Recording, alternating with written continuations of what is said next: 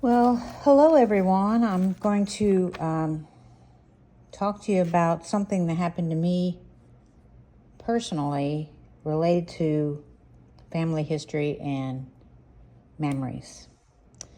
And typically I am talking to you about photographs from the late 1800s, early 1900s, and they're not people I'm related to for the most part. I do a few of those, but this story is about me.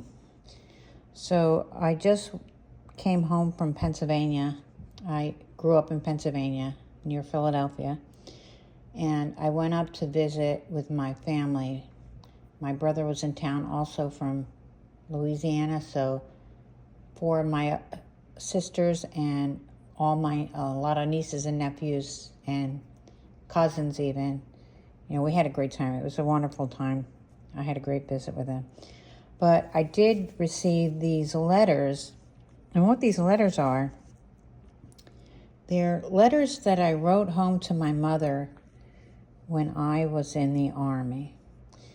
And a little background, I went into the Army when I was I went into the Army when I was 17 years old. I went in December of 1978, and I turned 18 in January of 79. So I went to basic training in Fort McClellan, Alabama. Then I went to my training for my skill in Fort Belvoir, Virginia.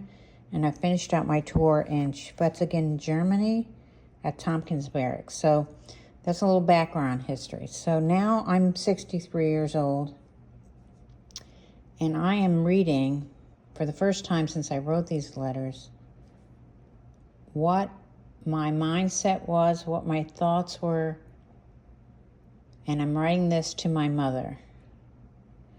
And she kept these all these years. My mother passed away a little over 2 years ago, and she also kept, my brother had a lot of letters also that he wrote home, and she kept these letters.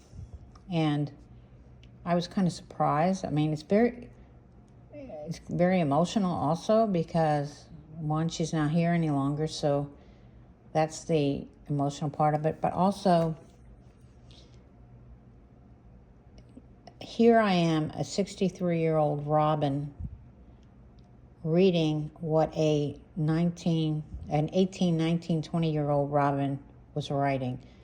So it's very impactful to me. But they're not in chronological order, so I have to do that. And also some of them are not with the rest of the letter, and I hope to find the rest of the letter, but I may not. Also, what's interesting, and I've covered it up here, is these two are from, there's more than just two, but they were written when I was in Germany. And so you have this AP address that I was using, but they also had, and I blocked it out for obvious reasons.